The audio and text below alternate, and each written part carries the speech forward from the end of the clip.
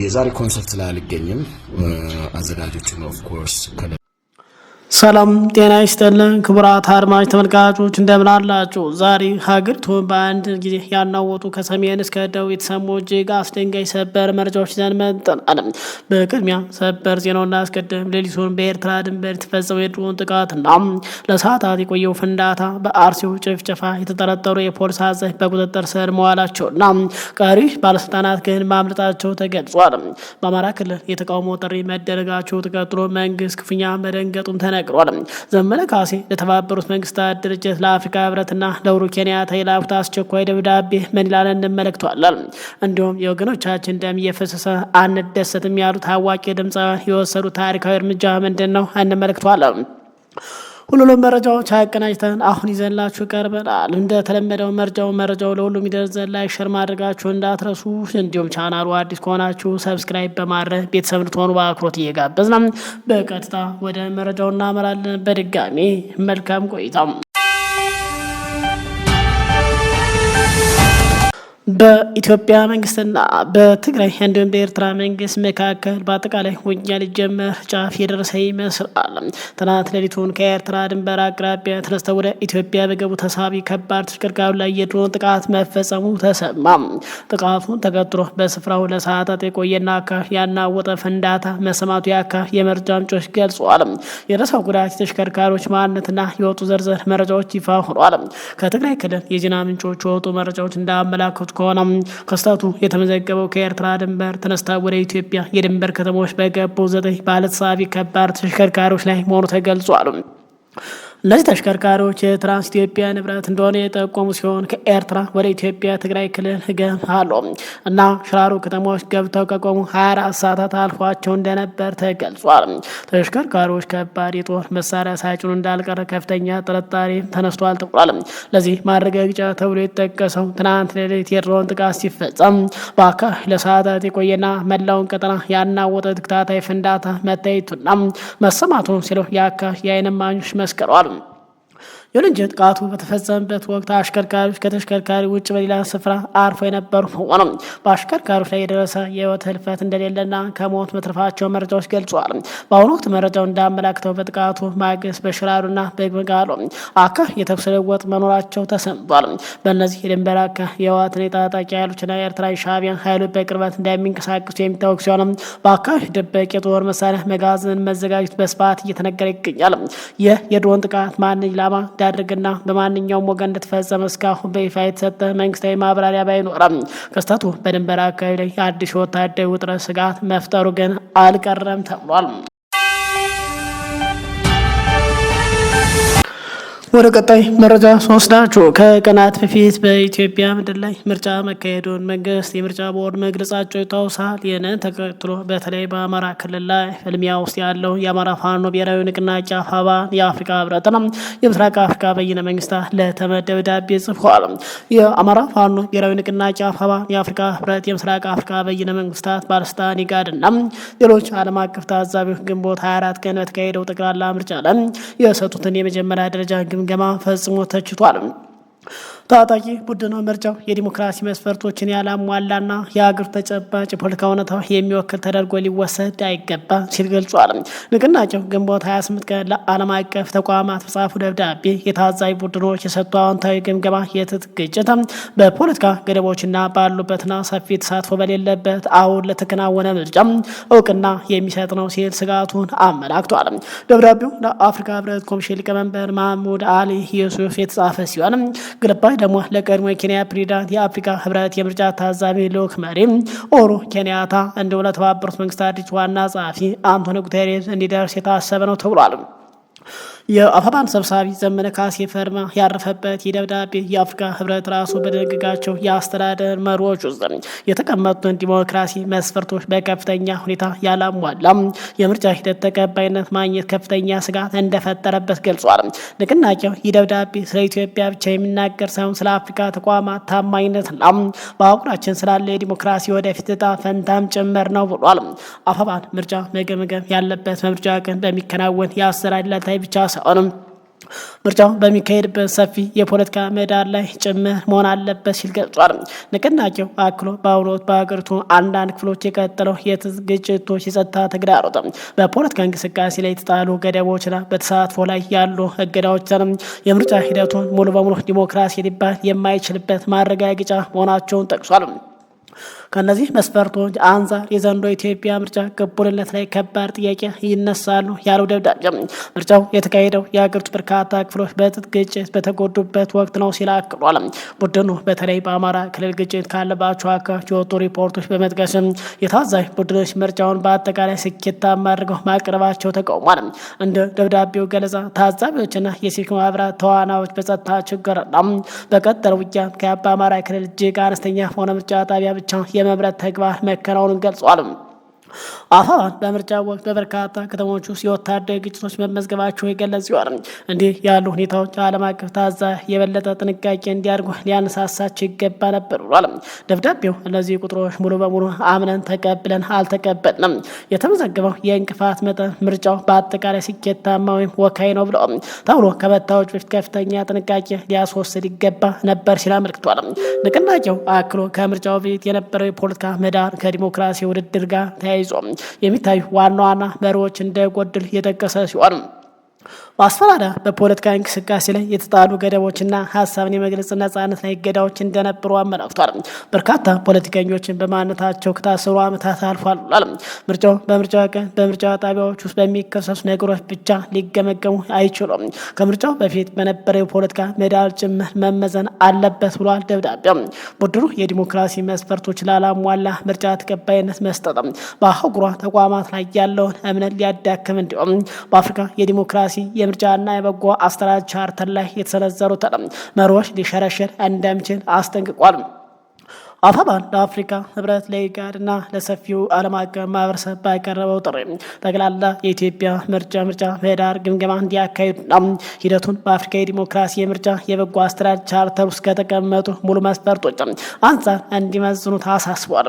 ይህ ትችት የተሰነዘረው የአፍሪካ ህብረትና የኢጋድ የምርጫ ታዛቢ ልዑክ ቡድን ግንቦት 24 ቀን በተካሄደው የኢትዮጵያ ጠቅላላ ምርጫ ላይ የመጀመሪያ ደረጃ ግምገማ ይፋ ማድረጋቸው ተከትሎ ነው።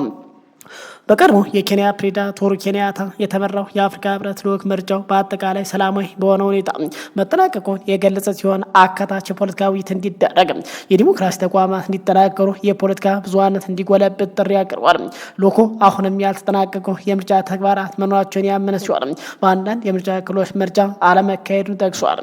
በተመሳሳይ ሁኔታ ኢጋድ የኢትዮጵያ ብሔራዊ ምርጫ ቦርድ ያደርጋቸው ማሻሻያዎች ያደነቀ ሲሆን ይህም የዲጂታል መራጮች ምዝገባ በጂፒኤስ የተደገፈ የምርጫ ጣቢያ ካርታ ዝግጅት እንዲሁም ለተፈናቃዮች ለኢትዮጵያ መከላከያ ሰራዊት አባላት ተደረጉ ልዩ የድምፅ አሰጣጥ ስርዓቶችን ያጠቃልላሉ። ሆኖም ክልላዊ ተቋማት በጸጥታ ስጋት ምክንያት በትግራይ 38 የምርጫ ክልሎች፣ በአማራ ክልል 8 የምርጫ ክልሎች ምርጫ አለመካሄዱን አረጋግጫለሁ ማለቱ ይታወሳል። ሌላው በአርሲው ጥቃት የተነሳ ተቃውሞዎች ተቀጣጥለው ቀጥሏል። በርካታ አርቲስቶች ኮንሰርታቸውን እየሰረዙ ቀጥሏል። መንግስትም የተለያየ መግለጫዎችን እየሰጠ ቀጥሏል። በአርሲ ዞን አስኮ ወረዳ በንጹሃን ዜጎች ላይ የደረሰው አሳዛኝ ጥቃት ተከስቶ የወጡ አዳዲስ መረጃዎችና የተጨመሩ የተጠያቂነት እርምጃ ይዘን ቀርበናል። ከጥቃቱ ጀርባ እጃቸው አለበት ተብለው ከተጠረጠሩ የአካባቢ ባለስልጣናት መካከል አንዱ በቁጥጥር ስር መዋላቸው ሲሰማ፣ ሌሎች ደግሞ ደብዛቸው ጠፍቷል ተብሏል። በሌላ በኩል ይህን አሰቃቂ ጥቃት ተከትሎ በተለያየ አካባቢ የተቃውሞ ጥሪዎች እየተሰሙ ቀጥሏል።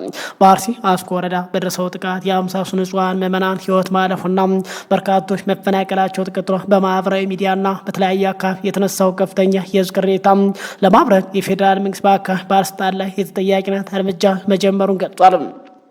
ከጥቃቱ በስተጀርባ እጃቸው እንዳለበት ተጠረጠሩ የወረዳው ፖሊስ አዛዥ አቶ አባቡ አብደላ በቁጥጥር ስር መዋላቸው ተረጋግጧል።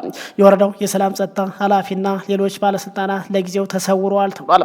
ሌሎች የዞን ባለስልጣናት መሰወራቸውም ተነግሯል። እነዚህ በቁጥጥር ስር የዋሉትና የተሰወሩት አመራሮች ከጥቃቱ ቀደም ብሎ የመንግስት ጥይት በ118 ብር ገዙ በማለት ከገበሬው በሚሊዮን የሚቆጠር ብር ሰብስበው ጥይቱን ሳይሰጡ ብሩን በመዝረፍ ዋነኛ ተዋናይ እንደነበሩ ነዋሪዎች መግለጻቸው ቀደም ብለን መዘገባችን ይታወሳል። ይህ በእንዲህ እንዳለ በጥቃቱ የተሰማቸው ጥልቅ ሐዘንና ቁጣ ለመግለጽ በተለይ በአማራ ክልል በተለያዩ አካባቢዎች የተቃውሞ ጥሪ መደረጋቸውን ቀጥሏል። የህዝብ ተቃውሞ ስጋት የፈጠረው መንግስት እርምጃዎች እንዲያፋጥን እንዳደረገው ይነገራል። ይሁን እንጂ በርካታ ታዛቢዎችና የማህበረሰብ አንቂዎች እንደገለጹ እርምጃው አህያዋን ፈርቶ ዳውላውን እንዳውን ስጋታቸውን ከወዲሁ ገልጸዋል። በትክክል ዘላቂ መፍትሄ ለማምጣት ከተፈለገ ተጠያቂነቱን ከታች የወረዳ አመራር አልፎ እስከ ክልልና ፌዴራል ከፍተኛ ባለስልጣናት ድረስ ሊዘልቅ እንደሚገባ ጥሪዎች እየቀረቡ ቀጥለዋል። በተጨማሪ በማህበራዊ ሚዲያ ላይ በይፋ የሚታወቁና የጥላቻ መልእክት የሚያስተላልፉ ግለሰቦች ለህግ አለመቅረባቸው በርካቶችን እያሳዘነ መሆኑ ተገልጿል። ነዋሪዎች አያይዘው በሰጡት ጥቆማ በዚህ ጥቃት ዙሪያ እጁ እንዳለበት የሚጠረጠርና በበርካታ የጸጥታ ኃይሎች ታጅቦ እንደሚንቀሳቀስ የሚነገርለት ሙጂብ አሚኖ የተባለ ግለሰብ ተጠያቂ ሊሆን እንደሚገባ መንግስት እውነተኛ ህግ እያስከበረ ከሆነ ጉዳዩ በገለልተኛ እንዲመረምር ግፊቶች እየተደረጉ ቀጥሏል። በአርሲ አስኮ ወረዳ የተፈጸመው አሳዛኝ ጥቃት ሁሉንም ዜጋ ያሳዘነ ክስተት ተብሏል። አሁን የተጀመረው የወረዳው ፖሊስ አዛዥ በቁጥጥር ስር የመዋል እርምጃ እውነተኛ ፍትህ የሚያሰፍና ወደ ዋናዎች አጥፊዎች የሚያደርስ እንዲሆን የብዙዎቹ ምኞት ሆኗል። ንጹሃን በሰላም የመኖር መብታቸው ሊከበርላቸው ይገባል የሚል ተቃውሞ ተጠናክሮ ቀጥሏል። ይህ ባለበት በተለይ በአርሲው ጥቃት የተለያዩ መረጃዎች ከመንግስት እየወጡ ሲሆን ትናንት ገዢው መንግስት ምርጫውን ጭምር አስመልክቶ ባወጣው ሰፊ መግለጫ የሰሞኑ የአርሲው ጥቃት ምርጫውን ለማደናቀፍ የተደረገ መሆኑን ገልጾ ጥቃቱን የፈጸሙ ሁለቱ ኃይሎች የፋኖና የሸኔ ኃይሎች ናቸው ማለት በዚህ ጥቃት መንግስት ነፃ ነው በማለት ገልጿል። ታዲያ መንግስት በይፋ ጥቃቱን የፈጸሙት ሁለቱ ኃይሎች ናቸው ባለበት ሰዓት ዛሬ ደግሞ ራሱን የሰላም ሚኒስትር ነኝ በማለት የሚጠራው ወደ ሌላ መግለጫ ሰጥቷል። ሰዎች ተበድለው አጥፍተው እንኳ ቤተክርስቲያንና የሃይማኖት ተቋማት ይጠለላሉ እንጂ ቤተክርስቲያንና የሃይማኖት ተቋማት የጥቃት ማዕከል መሆን ታሪካችንም እሴታችንም አይገልጽም ሲል የሰላም ሚኒስቴር ኃላፊው አቶ መሐመድ እንድሪስ ገልጸዋል። መንግስት ይህንን አሳዛኝ ድርጊት በጽኑ ያወግዛል ብሏል። በአርሲ ዞን የፖሊስና ሚሊሻ አባላት ጨምሮ ንጹሃን መገደላቸው የሰላም ሚኒስትርም ገልጿል። የሰላም ሚኒስትሩ አቶ መሐመድ እንድሪስ ዛሬ መግለጫ ሰጥቷል። የጸጥታ አካላት የምርጫው ሂደት በመጠበቅ ላይ ባሉበት ወቅት በአርሲ ዞን የሸኔ ቡድን ጥቃት ፈጽሟል በማለት ገልጿል። ይህ በሌላ አካባቢ የምርጫው ሂደት ለማደናቀፍ ሲሞክሩ የነበረ ጽንፈኛውና ሽብርተኛው የሸኔ ቡድን አስኮ ወረዳ ደለታ ጫፋ ቀበሌ ላይ ጥቃት ፈጽሟል ያሉ ሲሆን በመጀመሪያ ላይ ግጭቱ የፈጠረው ከአካባቢ ሚሊሻና ፖሊስ የጸጥታ አካላት ጋር እንደነበርም ገልጿል። በዕለቱ 5 ሚሊሻ አባላት 3 የፖሊስ አባላት ህይወት እንዳለፈም ጠቁሟል። በዛው ወረዳ 4 ሲቪሊያን መገደላቸው አንድ የኢትዮጵያ ኦርቶዶክስ ተዋሕዶ ቤተክርስቲያን መቃጠሉንም አሳውቋል። የቀበሌ ጽሕፈት ቤት አንድ የጤና ተቋም በታጣቂ መዘረፉንም አቶ መሐመድ ገልጿል። 65 የግለሰብ ቤቶች ሙሉ በሙሉ ተቃጥሏል አለ። ይህ ከአካባቢ ሰዎች በለቀው መውጣታቸው ተናግሯል። በተመሳሳይ በሸርካ ወረዳ ታግተው የነበሩ 2 ነዋሪዎችም ተገድለዋል አለ። በህንቆሌ ዋቢ ወረዳ 2 ገንዘብ አምጡ ተብሎ የታገቱ ንጹሃን ተገድለዋል አለ። ይህ መሆን እጅግ በጣም አሳዛኝ ነው። ይህንንም ሁሉ የህብረተሰብ ክፍል የሚያምነው ነው ያሉት አቶ መሐመድ ሰዎች ተበድለው አጥፍተው እንኳ ቤተክርስቲያንና የሃይማኖት ተቋማት ይጠለላል እንጂ ቤተክርስቲያንና የሃይማኖት ተቋማት የጥቃት ማዕከል መሆን ታሪካችንም እሴታችንም አይደለም ሲሉ ገልጿል። መንግስት ይህን አሳዛኝ ድርጊት በጽኑ ያወግዛል ያሉ ሲሆን ጉዳዩ ላይ እውነተኛውን ለማዛባት የተለየ ቅርጽ ለመስጠት እንቅስቃሴ መደረጉ ነው። ይህንን መንግስት እንደሚያወግዝም ተገልጿል። ጉዳዩ በልኩ መታየት አለበት። አዎ ጥቃት ተፈጽሟል። አሳዛኝ ጥቃት መደረግ የሌለበትም። አዎ ንጹሃን አማኞች መጎዳት የለባቸውም። አዎ የእምነት ተቋማት ልናከብራቸው እንጂ ልንጎዳቸው አይገባም። እነዚህ ተቋማት የመጠበቅ ኃላፊነት እንዳለብን በጽኑ እናውቃለን። እንዲህ አይነት ሁኔታ በሚፈጠሩበት ሰዓት ሆን ተብሎ የህብረተሰብ አብሮነት ለማፍረስና ወደ ግጭት ለመውሰድ በሚደረግ ጉዳይ የሚመጡ ጥቃቶች በልኩ ማየት ያስፈልጋል ሲሉም ተደምጧል። በርካቶች ይህን የመንግስት መግለጫ ተከትሎ ገና ፖሊስ መርምሮ ጉዳዩን ባልገለጸበት ሰዓት የመንግስት አካላት ገዳዮች እነዚህ ናቸው ማለት መግለጻቸው ተከትሎ በርካቶች እንዴት አወቁ በማለት ላይ ይገኛሉ። ይህ ባለበት የአርሲው ግድያ አሁንም በርካቶች በመቃወም ላይ ሲሆኑ በደሴና በሌሎች ላይ በተለይ አማኞች ድምጻቸውን ለማሰማት ተቃውሞ በመጥራት ላይ ይገኛሉ። ሌላው እንግዲህ ዛሬ በአዲስ አበባ ላይ አርሰናል ደጋፊ ኮንሰርት እናደርጋለን ቢሮ በኮንሰርቱ ላይ አዘጋጆች ጭምር ከወዲሁ ተቃውሞ አሰምተዋል። ከኮንሰርቱም ራሳቸውን አግለዋል። ከአርሰናል ይልቅ ወገኖች በሚቀድማል ያለው ድምፃዊ ሳሚዳን የሙዚቃ ኮንሰርቱን ከወዲሁ ሰርዟል። የአርሰናል ክለብ ከ22 ዓመታት በኋላ ዋንጫ ማንሳቱ ተከትሎ ለአርሰናል ክለብ ልዩ የቪዲዮ ክሊፕ የሰራውና ተወዳጁ ድምፃዊ ሳሚዳን በአዲስ አበባ ስታዲየም ለአርሰናል ክለብ ተብሎ ታላቅ የኮንሰርትና የድግስ ፕሮግራም ላይ እንደማይገኝ ኮዱ አስታውቋል። ባለፉት ቀናት በምስራቅ አርሲ በተፈጠረ አሳዛኝ ክስተት በርካታ ንጹሃን ኢትዮጵያን ህይወታቸውን ማጣታቸው ይታወቃል። ህዝባችን ይህንን በደል እስከ መጨረሻው ይቆም፣ መንግስት የንጹሃን ሞት ያስቆም፣ ፍትህ ይስጠን እያለ በከባድ ሀዘን ላይ ይገኛል። ሳሚዳን በትናንትናው ዕለት በፕሮግራሙ ላይ እንደሚገኝ ገልጾ የነበረ ቢሆንም አሁን ከደቂቃዎች በፊት በለቀቀው አስቸኳይ የቪዲዮ መልእክት ግን ሀሳቡን ሙሉ በሙሉ ቀይሯል ተብሏል።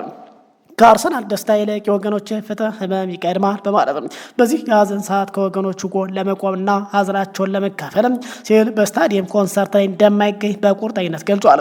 በርካታ አርሶ ታዋቂ ሰዎች ተቃውሟቸውን በማሰማት ቀጥሏል።